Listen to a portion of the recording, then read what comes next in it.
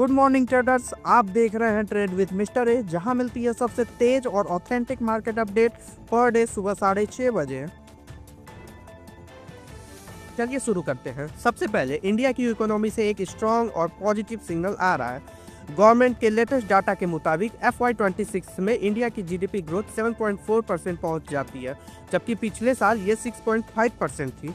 मतलब clearly economy में strong rebound दिखाया है आफ्टर 1 ईयर ऑफ मॉडरेशन। आपको क्या लगता है, क्या ये ग्रोथ सस्टेनेबल है? कमेंट सेक्शन में जरूर बताइएगा। इस रिकवरी के पीछे दो बड़े ड्राइवर्स हैं, इन्वेस्टमेंट और मैन्युफैक्चरिंग। इन्वेस्टमेंट यानी GFCF इस साल 7.8% ग्रो करता है, जो पिछले साल 7.1% था। और इंटरेस्टिंग बात यह है कि रियल टर्म्स में GFCF जीडीपी का 33.8% हो जाता है, जो ऑलमोस्ट रिकॉर्ड लेवल्स के आसपास है। अब बात करते हैं मैन्युफैक्चरिंग सेक्टर की। मैन्युफैक्चरिंग ग्रोथ 4.5% से बढ़ करके 7% पे आ जाती है, जो क्लियरली बताता है कि फैक्ट्रीज, प्रोडक्शन और डिमांड सब में मोमेंटम आ रहा है। और साथ ही टेरिटरी सेक्टर यानी सर्विसेज इकोनॉमी को और बूस्ट करता है 9.1% ग्रोथ के साथ, कंपेयर टू 7.2% लास्ट ईयर।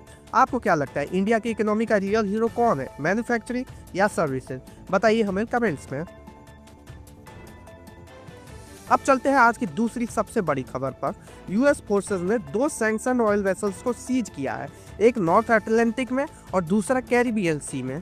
पहला टैंकर रशियन फ्लाइट था, जिसे वेनेजुएलन वाटर से चेज करते हुए पकड़ा गया है। और यूएस यूरोपियन कमांड कह रहा है कि फेडरल कोर्ट वारंट के अंडर ये एक्शन लिया गया है। दूसरा शिप MT सोफिया, जिसे यूएस साउथर्न कमांड ने स्टेटलेस टैंकर बताया है, कैरिबियन के इंटरनेशनल वाटर्स में बिना किसी रेजिस्टेंस के सीज कर लिया गया है। और सबसे बड़ी बात, यूएस डिफेंस सेक्रेटरी पीटे हेग्सेथ कह रहे हैं कि the US blockade on Venezuelan oil is now global. मतलब दोस्तों, ऑयल पॉलिटिक्स अब सिर्फ रीजनल नहीं रहा है, ये ग्लोबल सप्लाई चेन्स को डायरेक्टली इम्पैक्ट कर रही है। इस एक्शन पर रसिया का रिस्पॉन्स भी काफ़ी शार्प आया है। रशियन ट्रांसपोर्ट मिनिस्ट्री का कहना है कि 1982 UN convention on the law of the sea के अकॉर्डिंग हाई सीज पर फ्रीडम ऑफ नेविगेशन अप्लाई होती है और कोई भी कंट्री रजिस्टर्ड वेसल्स के अगेंस्ट फोर्स यूज नहीं कर सकती है। आगे बढ़ने से पहले अगर आप अभी तक हमारे चैनल को सब्सक्राइब नहीं किए हैं तो जल्दी से सब्सक्राइब कर लें, ताकि आप कोई भी अपडेट मिस ना करें। अब चलते हैं कॉर्पोरेट अपडेट पर और बात करते हैं टाटा स्टील की। टाटा स्टील इंडिया ने Q3 FY26 में अपना best ever quarterly performance report किया है। Crude steel production 6.34 million turns पर पहुंच जाता है, जो Q2 और लास्ट ईयर के सेम क्वार्टर दोनों से काफ़ी ज़्यादा है। क्वार्टर ऑन क्वार्टर और ईयर ऑन ईयर बेसिस पर 12% ग्रोथ देखने को मिलती है, मेनली जमशेदपुर और कलिंगानगर प्लांट्स को हायर आउटपुट की वजह से। और अगर 9 मंथ की बात करें तो FY26 में टाटा स्टील इंडिया का प्रोडक्शन 17.23 मिलियन टन हो जाता है, जो लास्ट ईयर के 16.23 मिलियन टन से क्लियरली ऊपर है। ओवरऑल पिक्चर ये बताती है कि इंडिया की इकोनॉमी और कॉर्पोरेट दोनों ही स्ट्रॉन्ग मोमेंटम में है, स्पेशली जब हम एक major national accounts methodology reset के करीब हैं। आगे बढ़ते हैं दोस्तों। क्वाइटली एक गेम चेंजिंग लॉ इम्प्लीमेंट हो चुका है, Shanti act 2025, sustainable harnessing and advancement of nuclear energy for transforming India. President Droupadi Murmu की एसेंट के बाद ये बिल ऑफिशियली लॉ बन चुका है। सबको लग रहा था कि ये लॉ मेनली NPCIL और प्राइवेट कंपनीज के टाई अप के लिए होगा, बट सरप्राइज, गवर्नमेंट ऑफिशियल्स का कहना है कि सबसे पहला और बड़ा इम्पैक्ट होगा NPCIL plus state governments joint ventures को। पहले क्या होता था, सिर्फ central government entities nuclear projects चला सकती थी, स्टेट गवर्नमेंट और प्राइवेट प्लेयर सिक्योरिटी पार्टनर्स नहीं बन सकते थे। और अब इस लॉ के बाद state governments directly nuclear power projects में पार्टनर बन सकती हैं। NPCIL को न्यू एक्सपेंशन रूट्स मिल सकते हैं। इंडिया का क्लीन एनर्जी ट्रांजिशन और फास्ट हो सकता है। अब चलते हैं एनर्जी सेक्टर की एक सीरियस और इम्पोर्टेंट अपडेट पर। ONGC यानी oil and natural gas corporation बताता है कि आंध्र प्रदेश के मोरी 5 वेल ब्लोआउट पर काफ़ी हद तक कंट्रोल पा लिया गया है। ये well PEC contractor deep industries operate कर रहा है। कंपनी के मुताबिक crisis management team approved blowout control plan के हिस्सा से काम कर रही है। रिलीफ की बात यह है कि फायर इंटेंसिटी, नॉइज लेवल्स और एम्बियंट हीट में नोटिसेबल रिडक्शन देखा जा रहा है।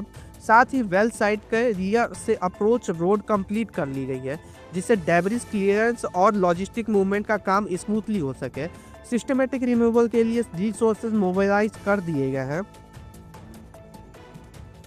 अगली खबर पर चलते हैं। इन्फोसिस और कॉग्निजेंट कल यानी 6 जनवरी को एक स्ट्रेटेजिक पार्टनरशिप अनाउंस करते हैं। इस कोलैबोरेशन का मेन फोकस है डेविन, जो कॉग्निजेंट का एआई सॉफ्टवेयर एजेंट है और जिसे फ्यूचर का एआई इंजीनियर भी कहा जा रहा है। इस पार्टनरशिप के अंडर इन्फोसिस डेविन को अपने इंटरनल इंजीनियरिंग इकोसिस्टम में डिप्लॉय करता है और साथ ही इसे ग्लोबल क्लाइंट डिलीवरी मॉडल्स का हिस्सा बनाता है। मकसद बिल्कुल क्लियर है, सॉफ्टवेयर डेवलपमेंट को फास्टर बनाना और टाइम टू मार्केट को रिड्यूस करना। और यहाँ एक और इंटरेस्टिंग एंगल है, ये कोलैबोरेशन इन्फोसिस टोपर्स फैब्रिक के साथ इंटीग्रेट होता है, जो एक मल्टी लेयर एआई प्लेटफॉर्म है जहाँ इंफ्रास्ट्रक्चर, डाटा, मॉडल्स, एप्लीकेशंस और वर्कफ्लोज सब एक एजेंट रेडी इकोसिस्टम में काम करते हैं। वही अब बात करते हैं अडानी ग्रीन एनर्जी की। दोस्तों, अडानी ग्रीन एनर्जी ने कल अनाउंस किया है कि उसकी wholly owned step down subsidy Adani green energy 25D limited ने Asahi India gas limited AIS के साथ एक पावर कंजप्शन और 3 पार्टी एग्रीमेंट साइन किया है। इस एग्रीमेंट के under 20.8 megawatt solar wind hybrid power supply की जाएगी। पावर आएगी खवादा गुजरात से, जहां 25 megawatt solar power unit, 20.8 megawatt wind power unit already operational है। और सिर्फ पावर सप्लाई ही नहीं है दोस्तों, जनवरी 7, 2026 को Adani green energy 25B limited और अडानी रिन्यूएबल एनर्जी होल्डिंग कोल लिमिटेड ने असाही इंडिया ग्लास के साथ एक इन्वेस्टमेंट एग्रीमेंट भी साइन किया है। ये पूरा structure captive power generation norms के अंडर आता है। अब चलते हैं मार्केट रिलेटेड एक और बड़ी खबर पर, angel one limited. Angel one ने कल बताया है कि जनवरी 15, 2026 को कंपनी का बोर्ड मीटिंग शेड्यूल किया गया है।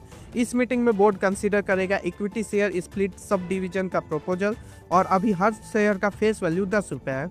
वही फाइनल शेयर स्प्लिट रेशियो भी बोर्ड डिसाइड करेगा, सब्जेक्ट टू शेयर होल्डर और रेगुलेटरी अप्रूवल्स।